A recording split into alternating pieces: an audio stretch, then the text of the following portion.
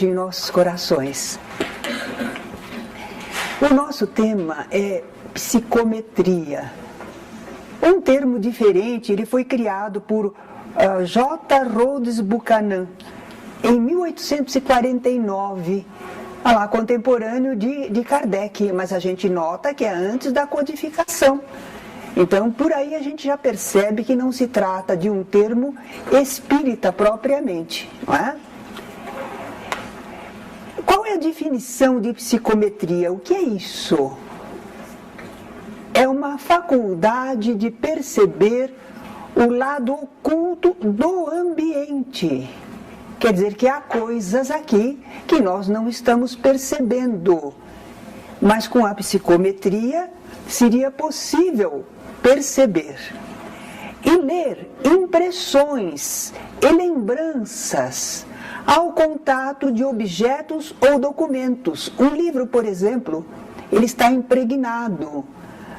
Se fosse um objeto qualquer, um espelho de mão que alguém usou, então, ao contato desses objetos ou documentos, então a pessoa leria impressões e lembranças que estão relacionados com aquele objeto. Então, tudo isso está no campo da sensação à distância. Nós lembra que nós percebemos de forma anímica à distância, mesmo através de corpos opacos? Então, está nesse campo ainda, né? Como é que se chama a pessoa que tem essa faculdade? Psicômetra. E quando ele está procedendo a esta pesquisa, a este contato, ele pode descrever acontecimentos ou cenas que já se passaram, distantes no espaço ou no tempo. E interessante que ele pode psicometrar também os elementos ligados a animais, vegetais, coisas inanimadas. Daqui a pouco nós vamos ver um exemplo. Que coisa, né? Não é só pessoas, não. Animais, vegetais, coisas inanimadas. Nós estamos falando de psicometria, mas nós não queremos que vocês fiquem muito preocupados com isso. Porque é um fenômeno pouco frequente. Poucas pessoas raras o apresentam. Nós, por exemplo, no nosso movimento, dificilmente vamos lidar com a psicometria. Mas é bom que vocês conheçam que existe esta faculdade de a pessoa tocar algum objeto, algo, e sentir, e perceber, e dizer alguma coisa sobre aquele objeto, não é? Então, de repente, no trabalho espírita, alguém tocou um objeto qualquer e começou a perceber e ver cenas e tudo. Ele diz: o que é isso? Ele não sabe o que é, pode ser simplesmente um fenômeno anímico, não é? E na classe todo mundo também já está sabendo que existe essa possibilidade da psicometria. Mas, por favor, não deem tanta ênfase. Não vão ficar preocupados com isso, é um fenômeno bastante raro, não é? Além disso, ninguém entende direito, quer dizer, veja bem, nós estamos falando em termos de ciência. Porque, em verdade, o Espiritismo tem algumas explicações para isso, mas a ciência ainda não endossa as informações espíritas. Então, apresenta muitas incógnitas, dizem eles. Ainda não se dispõe de uma teoria ou hipótese razoável que sirva indiscriminadamente para todos os casos observados. Eles querem explicar só com as coisas do mundo material. E não dá. Porque aí nós temos o espírito agindo, ele percebendo, não é? Há um livro interessante para quem gostar, quiser se informar melhor, é do Ernesto Bozano, e se intitula Os Enigmas da Psicometria. Como é que funciona a psicometria? Qual o seu mecanismo? Em primeiro lugar, existe uma impregnação fluídica. Nós sabemos que tudo no universo está envolto pelo fluido cósmico universal. nós aqui neste ambiente, não só a atmosfera de ar, mas nós estamos dentro de uma atmosfera de fluidos. Então tudo está ligado, não é? Agora, em volta dos objetos que nos são comuns, cria-se uma aura fluídica. Vai se impregnar, vai se fixar, porque está em tudo. Mas no caso de um objeto que uma pessoa manipulou muito, usou muito, gostava muito. Eu gosto dessa estatueta, é tão linda, ela foi da minha mãe, agora é minha. Quer dizer, a pessoa, ela põe muito de si naquele objeto que ela manipula, não é? Então, nós deixamos nos objetos que usamos muito, que manipulamos, nós deixamos algo de nós. Fica uma impregnação. E uma vez que o objeto está impregnado, ele vai servir de ligação. Ligação entre uma pessoa que vem e é sensível para isso. E aquilo que aconteceu em torno daquele objeto, ficaram registros ali. Talvez não seja total, é claro, mas de algumas cenas, de alguns acontecimentos mais importantes. Então nós vamos ver agora como é que o psicômetra age. Nós temos um desenho aqui. Uma pessoa idealizou aí. Olha lá, o psicômetra concentrado, olhos fechados, querendo, né? Querendo perceber alguma coisa, atenção profunda no objeto analisado. No caso aqui, eu vou subir um pouquinho, olha lá, tem um anel na mão dele, ele está segurando um anel e querendo saber alguma coisa referente àquele anel, ao seu possuidor. E a percepção dele vai extrapolar os sentidos físicos comuns. Quer dizer, vai começar a agir espiritualmente, não é?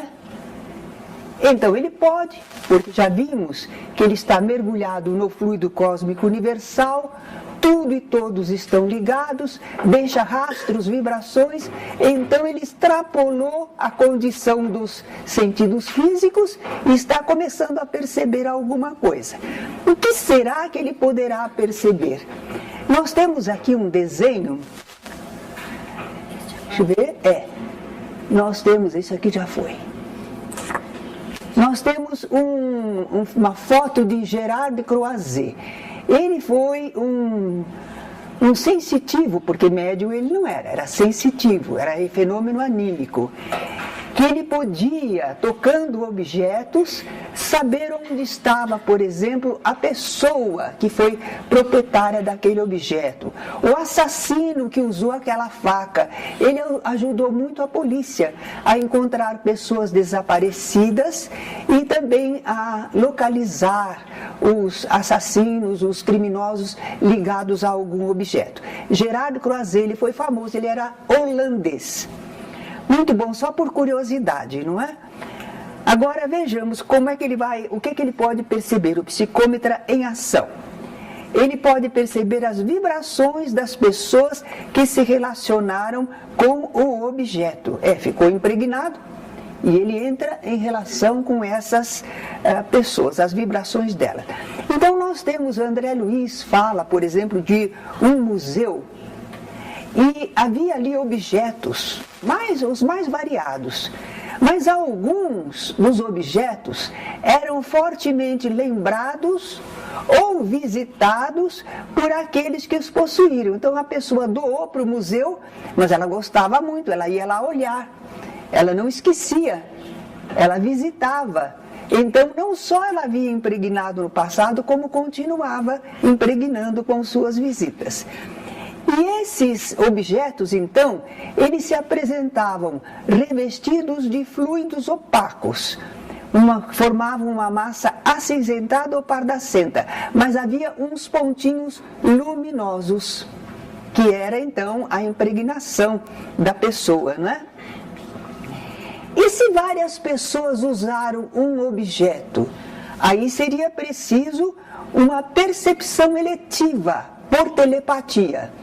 Aí a pessoa iria rastrear quem ela quer encontrar relacionado ao objeto.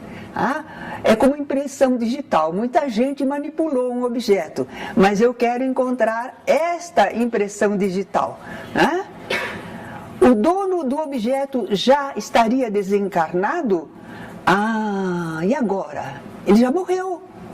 Morreu no corpo, mas continua vivendo espiritualmente. É possível estabelecer um contato com ele a nível mediúnico. Então aí André Luiz fala que no museu havia uma jovem desencarnada apegada a um espelho. E o visitante, diante do espelho, tocando, sentiu a presença, chegou a ver a jovem desencarnada, não é? Bem, eu vou contar aqui um casinho pessoal, mas que é muito interessante. Não é propriamente de psicometria, mas como eu li aqui uma jovem apegada a um espelho, a minha mãe contava que eles tiveram em Ribeirão Preto uma italiana, Letícia Fanti. Ela havia sido artista de teatro de revista no Rio de Janeiro. Ela viera assim. E ela tinha um apaixonado por ela, que a protegia, mas ela teve varíola, ficou toda marcada no rosto, ficou feia. E naturalmente ele não a quis mais, e ela ficou abandonada e não podia mais funcionar como artista. E ela então se tornou uma empregada. Ela era muito boa lavadeira, engomadeira, né? Então ela chegou até Ribeirão Preto, lá onde minha mãe morava, e trabalhava para eles. E ela tinha um espelho aquele de 3 faces, que permite a pessoa se olhar de toda a parte. Minha mãe adorava aquele espelho, ela era mocinha, né? Adorava, porque ela se podia ver. E pedia para Dona Letícia, me dá esse espelho, eu compro da senhora, põe o preço que eu compro. Ela disse não, porque era a única lembrança que ficara do seu apaixonado e daquela época que ela vivera. Quando eu morrer, o espelho será seu. E aconteceu que minha mãe depois casou, mudou para Santos, e ela está lá em Santos, de repente, uma tarde ela está meio recostada, ela vê entrar a Dona Letícia Fanti, chega pertinho dela, bate no seu ombro e diz assim, patroazinha, falando meio italianado, o espelho é seu. Minha mãe ficou assustada, apavorada, e ele escreveu para Ribeirão Preto e veio a notícia, sim, ela havia desencarnado e deixara avisado para todo mundo que o espelho era da mamãe. E minha mãe disse, não quero, pode vender e dar para os pobres. Ela não era esclarecida, né? Ficou com medo que o espelho vinha junto o fantasma. Bem, então a gente vê como realmente alguém pode ficar apegado a um espelho, não é? Muito bom. Agora, outra coisa que o psicômetra pode perceber é também um registro de fatos da natureza. Porque às vezes o objeto não teve qualquer ligação fluídica ou mental com pessoas. Nenhuma pessoa manipulou aquele objeto, ligou importância àquele objeto, né? Não. É alguma coisa da natureza. Então, como é que vai ser possível contatar, meio físico, o reino vegetal e animal? Ainda, André Luiz fala naquele museu, uma tela do século XVIII, mas estava esquecida completamente pelo seu autor ou possuidor. Então ela não apresentava moldura fluídica, aqueles fluidos não apresentava. Se alguém, um psicômetra, tocasse aquele quadro, não ia perceber nada de pessoa alguma, de espírito algum, porque não tinha mais rastro, não estava ligado. E o que ele perceberia? Só informações dos ingredientes do quadro, mas ele não funcionaria como mediador de relações espirituais. Não havia. Então, só as coisas materiais, não é? Então, Ernesto Bozano cita um caso. A senhora Denton tocando pequeno fragmento de pedra cósmica A gente sabe, né, que existem pequenos fragmentos de elementos celestes que caíram aqui na Terra. Então é possível pegar uma pedrinha cósmica que veio de fora do cosmos. Não é uma pedrinha da Terra. E quando ela pegou a pedrinha, ela era psicômetra, ela se sentiu ir às origens do universo, da formação do universo. Coisa extraordinária para nós, não é? Mas era o que estava impregnado, o registro que havia naquela pedrinha, de onde ela viera. Não estava relacionado a pessoa nenhuma, mas ao próprio universo, onde se formou, como se destacou, isso que poderia perceber, não é? O psicômetra também pode perceber ligações ao passado, ao presente e também ao futuro. Isto que é interessante, não é? Como é que pode perceber alguma coisa relativa ao futuro? Eu acho que aí, somente se for em relação a espíritos, houver uma relação espiritual. Porque aí se pode saber do espírito, o andamento de sua vida, as ideias que alimenta, para ver uma continuidade. A gente calcula o futuro, deduz o futuro daquilo que está acontecendo no presente e do que está na mente das pessoas, nos desejos, nos propósitos. Então, havendo isso, também se pode falar alguma coisa de futuro. Vamos ver aquele anel, por exemplo, não é? Se aquele anel estiver ligado a uma pessoa e o psicômetra pega o anel, ele entra em relação com aquela pessoa e pode até dizer: essa pessoa está pensando em fazer isto assim, assim. Pode até falar alguma coisa do futuro que está na intenção da pessoa. E a retrocognição, muito mais fácil, né? Porque é o registro que já ficou do passado. Não há problema nenhum. Bem, eu estou falando estas coisas e é tão pouco. Basicamente, o que nós podemos falar para vocês e que é importante para nós sabermos é isso. Que existe esse fenômeno, não é? Agora, mais uma definição. Lembra que nós começamos a falar fenômeno anímico, mas quando entra em relação com espíritos, começa a ser fenômeno mediúnico.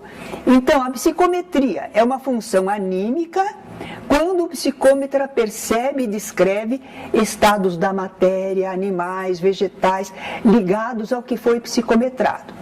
Dizem que às vezes a pessoa pegou uma pena de pombo e, segurando aquela pena de pombo, pôde descrever as peripécias daquela ave, os seus problemas. Nós sabemos também que cortando uma árvore e olhando aquelas circunferências, aqueles registros, se pode dizer se a época foi boa, quantos anos, se houve bastante chuva, se não houve. Entretanto, também o psicômetra, sem cortar a árvore, tocando a árvore, ele também pode chegar a essas informações do que aconteceu com a árvore, não é?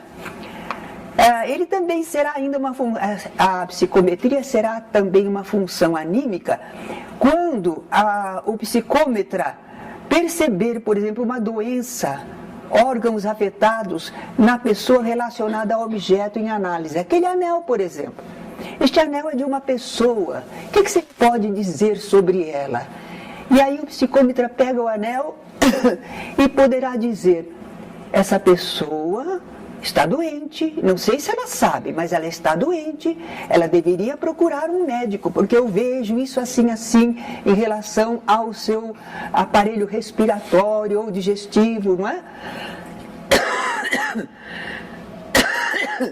Até aí, nós temos função anímica, porque está tratando de coisas do nosso plano, do nosso mundo corpóreo. Porém, vai ser mediúnica.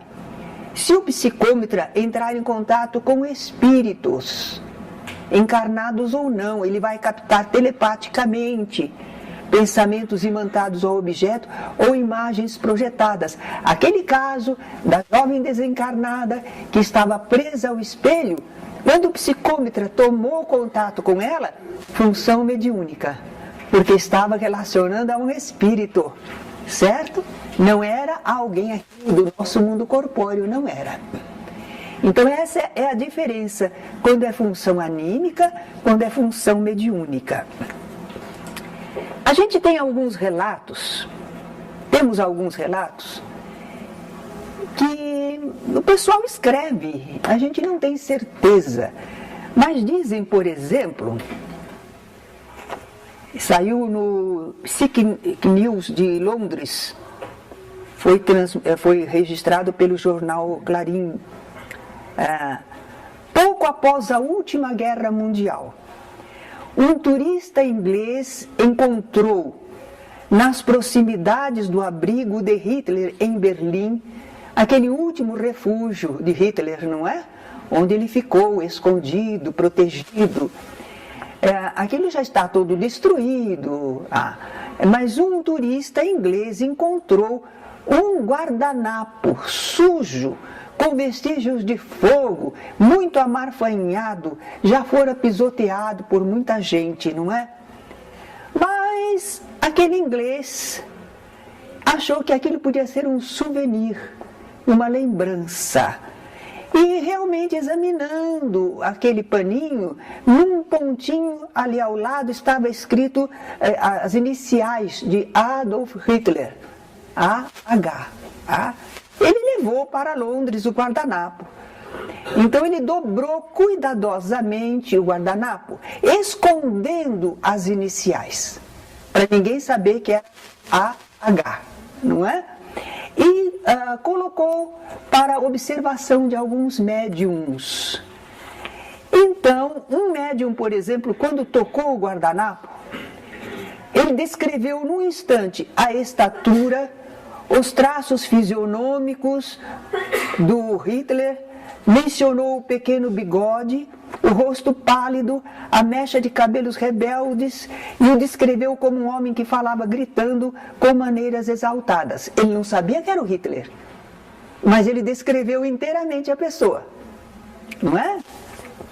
Um outro médium, quando tocou o guardanapo, não sabia das iniciais, não sabia de onde vinha, fez alusão à violência, referindo-se a um homem quase enlouquecido e muito infeliz.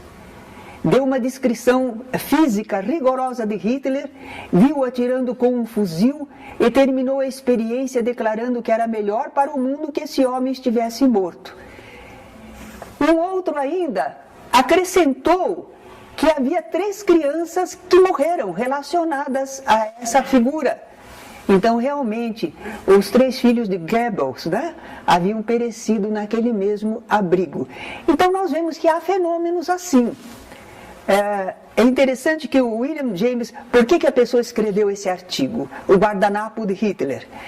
Porque ele diz assim que o filósofo americano William James escreveu: se quiserdes destruir a lei de que todos os corvos são pretos, não é necessário procurar demonstrar que não há corvos, basta mostrar que há um branco. Se você mostrar que um é branco, então não se pode dizer que todos os corvos são pretos, porque tem um branco, não é? Então, para os eternos céticos dos extraordinários poderes do espírito, aí está um autêntico corvo branco. Esse fenômeno, que é a psicometria. Eles não conseguem, lembra que nós falamos que eles não conseguem formular uma teoria que abarque tudo o que se passa na percepção do psicômetra, porque eles não levam em consideração o espírito.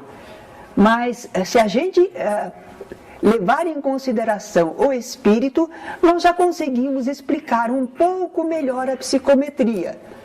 Um pouco melhor, mas não perfeitamente ainda, não é?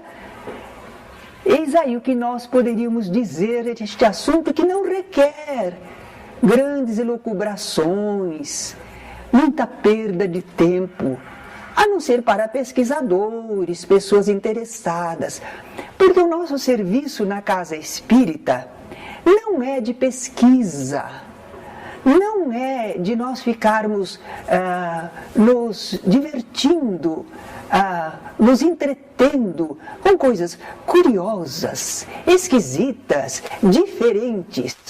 Nós estamos aprendendo sobre o intercâmbio mediúnico, quem somos, como os espíritos continuam vivendo, podem influir sobre nós, para quê?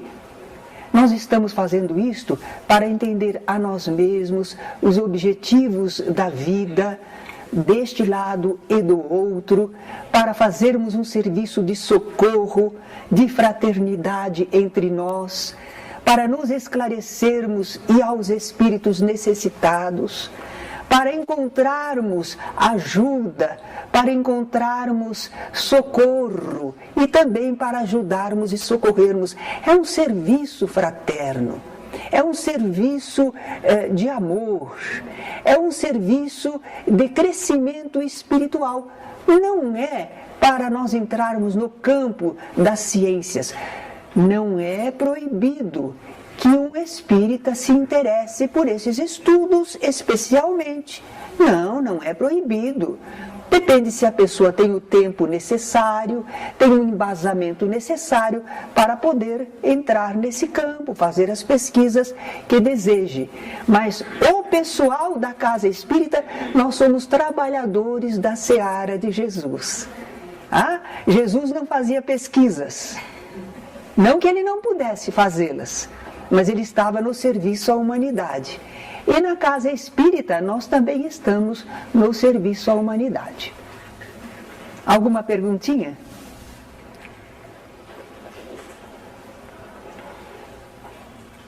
Singela a aula hoje, né? Curtinha, né? Eu vou contar para vocês um caso curioso. Eu tenho um material guardado em pastas, e às vezes o pessoal me pede, né? Me empresta, tem material sobre isso, e às vezes eu empresto para a pessoa. Uma ocasião, se ia falar sobre materialização dentro dos efeitos físicos, e eu emprestei essa pastinha para um companheiro. Mas nessa pastinha tem coisas, por exemplo, como o guardanapo de Hitler, tem coisas importantes e outras que não, mas que eu guardo todas, não é? E eu emprestei. Qual não foi o meu assombro ao saber que de tanta coisa que tinha na pasta, o rapaz que fez a aula se encantou com a história de uma perna cabeluda que aparecia. Meu pai do céu! Justamente o esquisito, o não tão comprovado, ele foi achar bonito e falou muito mais da perna cabeluda do que tudo mais que precisava. Então, tem que tomar cuidado, não é? Vamos trazer aquilo que é essencial, fundamentado, aquilo que ajuda. Vocês estão no 2º ano de estudo espírita. É quase nada. Já é bastante diante do que era antes, mas é quase nada. Vocês vão ler livros espíritas, trabalhar na casa espírita longos anos, até vocês formarem realmente um cabedal, não é? A gente cresce com o tempo. Muita coisa que a gente lê agora, estuda agora, parece que a gente entendeu. Mas quando passa 3 anos, 5 anos, 10 anos, de repente a gente diz, agora é que eu entendi. Agora é que isto formou um sentido mais profundo para mim. Então nós vamos aprender a vida inteira. É só um 2º ano, são as primeiras noções em torno de mediunidade, tipos de mediunidade, fenômenos. Vocês ainda nem experimentaram tudo isso, porque às vezes vocês vão experimentar em si mesmos, mas ao longo de anos. Vocês ainda estão fazendo os primeiros exercícios, não é? Vamos responder a pergunta da jovem que queria fazer? É que assim, eu não entendi direito a parte de psicometria anímica e mediúnica. No caso, quando uma pessoa pega o anel de outra pessoa e descreve as doenças, o físico dela, não seria mediúnico? Mas ela está, sim, nós somos espíritos encarnados, mas ele não saiu do mundo corpóreo. Porque a clarividência, a pessoa pode ver à distância, mesmo através de corpos opacos, ela vê pessoas, ela ouve o que as pessoas estão falando, é clareaudiência, mas ainda está no mundo corpóreo. Então não é considerado mediúnico, certo? De forma que nesse caso, se nós ainda estamos neste campo, notou que alguém que está vivendo aqui tem relação com aquele objeto, ainda é anímico, certo? Mais perguntas? Não? Aproveita, gente, fica todo mundo medido, quietinho, aí aproveita e perguntar, mas gente, quando nós vamos ter outra oportunidade de ter a Terezinha com todo esse cabedal de conhecimento para responder e explicar as coisas pra gente? Perguntem. Eu queria saber sobre as questões, assim, uma curiosidade, né? Nós estamos tendo um avanço muito grande com relação à ciência, desde 300 milhões de anos atrás, da época dos dinossauros. Então, esses fenômenos já existiam naquela época, que facilitou com que a ciência pudesse estar hoje tão avançada, né? Porque a gente, assim, são contados muito... Não era por psicometria. Não foi por psicometria que eles puderam nos dizer o que aconteceu na Terra com os animais e tudo. Não foi por psicometria. Não, foi por pesquisas dos fósseis, examinando os fósseis, a estrutura dos animais. Então eles foram vendo que transformação sofreu, que existiam... não tem nada a ver com psicometria. Não, eles não foram sensíveis de perceber. Tocou um osso e disse, esse animal era assim. Não.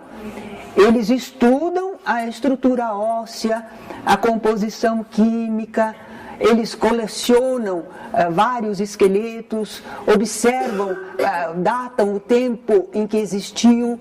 Tudo isso é pesquisas científicas, são estudos de ciência, não é de psicometria. Porque a psicometria tem relação com o psiquismo, certo? Não, a ciência não leva isso em consideração, material ali. Não tem nada a ver. Não tem. Então, Terezinha, mas como que pode, se a gente que manipula os fluidos, que dá forma, né, caminha isso, vamos dizer, para alguma coisa. Como que um objeto inanimado que nunca foi tocado pelo homem, tudo pode ter mensagem, impressões para alguém viver? Aí é que está. Uma pedra, como é que pode ter? Não é a pedra que fala ou pensa, mas ela tem uma realidade de vida. Quem tem capacidade de perceber, de entrar em contato com aquele objeto, é o psicômetra, é o espírito humano. A pessoa toca e ela entra em contato com a essência. Ela sente o que aconteceu, certo? Ela pode, porque nós também, agora está me ocorrendo, nós somos seres espirituais. Nós não estamos vivendo só agora. Nós tivemos uma formação bem, sei lá quando, não é? Até que adquirimos inteligência. Então nós podemos ter uma relação com a natureza. Nós podemos ter uma relação com o cosmos, com o universo. E entrando em contato com algum pedacinho desse universo, podemos perceber alguma coisa. Sensação de distância, não é? De tempo, distância, tempo de formação, porque naquela substância está ali a vibração não humana, mas a vibração do que aconteceu. Uma ebulição, uma efervescência, uma incandescência, está lá registrado, certo? E a pessoa toma contato. E o pesquisador também fala sobre a aura energética dos objetos, das coisas, dos seres, né? Ele diz que fica gravado na aura energética, né? Não no próprio. Não no próprio objeto, mas na aura dele. Mas o que será essa aura energética? Não é? Porque a substância, ela é que irradia e forma uma aura. E não, uma vez que você toma contato com ela, ou com a aura dela, você está em contato com o que aconteceu com o objeto. Não é? Olha, não sei se podemos comparar assim, não é uma comparação muito perfeita. Mas se eu pego um objeto que está levemente aquecido, e eu digo, esse objeto está aqui há tanto tempo, ele está morninho, antes ele estava bem mais quente, eu já posso calcular, perceber, compreender, não é? Então, em relação a estas substâncias do universo, eu acho que a inteligência do espírito é que toma contato com uma realidade material e sabe compreender, sabe deduzir, sabe prever alguma coisa relacionada a ela. O objeto é inanimado, não tem inteligência, mas a pessoa tem inteligência para sentir o que aconteceu com ele. Mas é como nós dizemos, não há uma teoria única. Nós estamos num campo muito obscuro ainda. Nós estamos só sabendo que é possível se tomar contato com coisas que estiveram impregnadas por pessoas que estão ligadas a espíritos, e mesmo no caso de substâncias que não estiveram ligadas a pessoas, a espíritos, também é possível perceber alguma coisa que aconteceu com eles. Posso contar uma história? Diga. Há muito tempo que eu ouvi essa história. Eu não sei nada, mas eu fiquei impressionada. Não sei também se é verdade. Mas que tinha uma criança... E só que eu vou pedir que você fale um pouquinho mais alto para eles poderem ouvir. Dá tempo sim, pode falar. Diz que tinha uma criança, logo que nasceu, né? Diz que os pais montaram o quartinho. E essa criança não podia pôr no berço, essa criança chorava. Mas chorava, só chorava quando tirava do berço. Podia pôr no carrinho, na cama, onde fosse. Mas no berço não podia pôr. Até aí vocês acompanharam? Muito bem. Bom, e aí tinha uma pessoa que era espírita, alguém que falou assim, procura saber o que aconteceu com esse berço. Porque essa criança não pode ficar nesse berço. Ai, mas nós não deu para fazer, o berço é novo, tudo. Mas se foram conversar realmente com a pessoa que tinha feito, ele falou, olha, quem fez foi uma funcionária que nem está mais aqui. Mas aconteceu, na época que ele estava passando muitos problemas, problema financeiro, problema de doença, problema com a família, até que ele acabou saindo. Então, deduziram, né, que ele impregnou a madeira daquele berço. Sim. E a criança tinha sensibilidade suficiente para perceber tudo que o homem sofreu enquanto estava trabalhando. Certo, coisa interessante. E que a gente tem que tomar, assim, quando me encontrar, muito cuidado, quando a gente está fazendo uma coisa para outra pessoa. Pode ser uma comida, pode ser uma roupa. Muito interessante a contribuição da nossa companheira, não é? Realmente, o operário, o carpinteiro que fazia o berço, ele estava muito sofredor, e problemas de doença também. E trabalhando na peça, ele estava passando para aquela substância vibrações, emanações suas. E a criança, o espírito sensível, não gostava do que sentia quando era colocado no berço. Percebia, não que identificasse tudo, mas sentia desagrado, não é? Se sentia desconfortável em relação. E ela tiraram uma conclusão, que nós devemos tomar cuidado com tudo aquilo que fazemos. Vamos brincar um pouquinho. Não aborreçam as cozinheiras da sua casa, porque aborrecidas elas estão cozinhando e lá vai o aborrecimento dela, ele faz mal pra gente. Sim. Numa casa espírita, o Bezerra de Menezes, né? Não sei se todo mundo aqui conhece, quando é época de pizza, né, eles convidam alguns voluntários para participar no manuseio da pizza. E o André, que é o André Luiz Gomes, ele, antes de preparar as pizzas, tem toda uma oração, todo um preparo espiritual para que as pessoas possam manipular. E ele sempre diz, aqui não é espaço para pensamentos ruins, deixe tudo lá fora.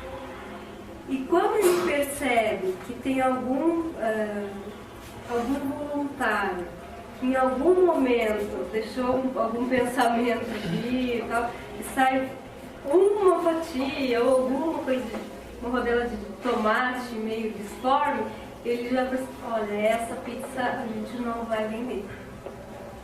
Essa pizza a gente não vai vender. Nós só vamos vender aquelas que foram feitas realmente com muito amor. Olha, eu aceito até o ponto em que haja uma preparação de ambiente, mesmo quando vamos, por exemplo, fazer esse festival do livro aqui na nossa casa. É bom nós orarmos pelo movimento, porque o movimento vai levar muita mensagem esclarecedora, vai ensejar confraternização, trabalho, cooperação. Então isso é muito bom espiritualmente. Às vezes as pessoas se ocupam ali e se desligam de seus obsessores e tudo mais. Então, às vezes, os espíritos adversários não gostam. E se puderem perturbar, eles querem atrapalhar a vida da pessoa, o andamento das programações. Então, é bom que a gente sempre ore pelos eventos, para que haja paz, para que haja ordem. Então, eu até acompanho até aí a preocupação de que as pessoas estejam bem para poderem servir na seara e preparar um alimento. Mas que um simples tomate cortado errado já seja indício de perturbação espiritual, tem gente que a mão não acompanha muito bem. Sabe como é? É meio trêmulo. Então eu acho que já exagera um pouquinho. E se me perdoa, me parece que o companheiro talvez queira chamar a atenção de vocês, mas não creio que seja uma percepção espiritual de que aquela pizza e aquela pessoa não está mais em condições. Certo? A pessoa já sai purificada. Certo. Em todo caso, é interessante o relato, porque é uma coisa que está acontecendo. O que mais? Eu vou falar mais uma coisa. Diga, ótimo. Abriu a brecha. É assim, onde a doutora Eva estava falando das impressões que ela sentiu quando ela esteve em Pompeia, onde teve muito sofrimento. Sim. O que eu cheguei à conclusão que a professora falou hoje, que a professora falou ontem, mesmo a gente não sendo psicômetra, eu acho que todo mundo tem uma sensação de perceber coisas no objeto local. Muito bem lembrado. Mais ou menos o que ela falou ontem, fiquei até impressionada quando eu estive em Olinda. Principalmente quando eu passava por aqueles mosteiros, daquelas igrejas, eu não gostei de lá. Eu me senti muito mal. Certo, muito bem lembrado. Eu acho que todo mundo tem um pouco. Certo. Então, veja, todos nós temos uma certa percepção em relação a registros fluídicos de ambientes, não é? E eu me recordo que nós ali na Chácara São Joaquim, que é administrada por irmãs, eu fui repousar uns 3 dias com a minha irmã. Minha irmã era médium. Eu não sou médium ostensivo. Então, para mim, eu deitava e dormia. Minha irmã sentava na cama e não dormiu a noite inteira. Ficou vigilante.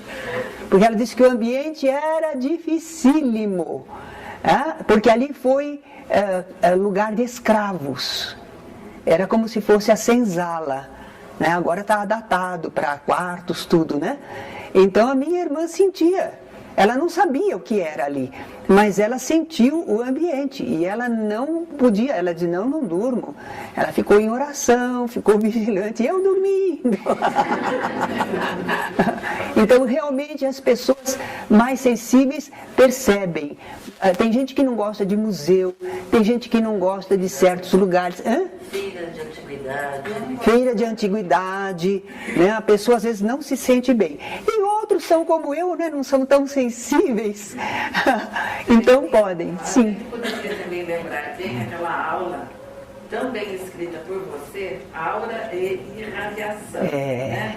Essa aula é muito faz uma ligação, ela tem uma base assim, muito grande com essa psicometria. Né? Certamente. Então, quando nós fazemos essa aula, sempre nós tiramos um trechinho lá da aura e radiação que fala a respeito da nossa emanação fluídica, né? Onde nós estivermos, né? O tipo de sentimento que nós estaremos emanando, né? Impregnando tudo e a todos, né? Então essa aula é muito importante para a gente poder entender. Por isso que a gente pede para os companheiros que estudam conosco que não faltem, porque uma aula está sempre ligada à Sim, outra. já vai na sequência. Vai nessa sequência. Começa do mínimo e vai expandindo. Olha, eu, por exemplo, não mostrei hoje, está aí na aula, mas não mostrei, mas nós vamos então agora comentar. Olha a explicação de André Luiz no livro Mecanismos da Mediunidade para a Psicometria. Se vocês entenderem, me expliquem. Porque eu transcrevi lá no livro. Olha, o psicômetra consegue desarticular de maneira automática a força nervosa de certos núcleos, os núcleos dele, por exemplo, os da visão e da audição, transferindo-lhes a potencialidade para as próprias oscilações mentais. O fluido nervoso ou força psíquica, a desarticular-se dos centros vitais, incorpora-se aos raios de energia mental exteriorizados, neles configurando o campo de percepção que se deseje plasmar, segundo a direção da vontade, conferindo ao espírito novos poderes sensoriais. Eu conheço as palavras, mas do que ele está falando realmente, se vocês souberem, me expliquem. Eu pus no livro porque é uma citação. Quem sabe alguém entende? Diga.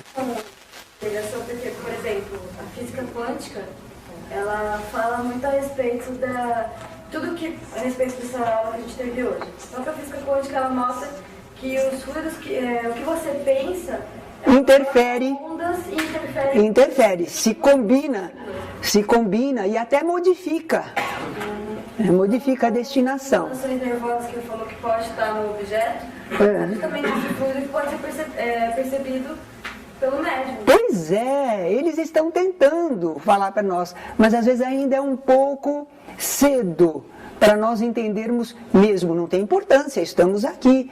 Nós só dissemos, existe essa possibilidade. E disse que é mais ou menos isso. Mas como felizmente também é um fenômeno que não é tão encontradiço, não nos perturba muito.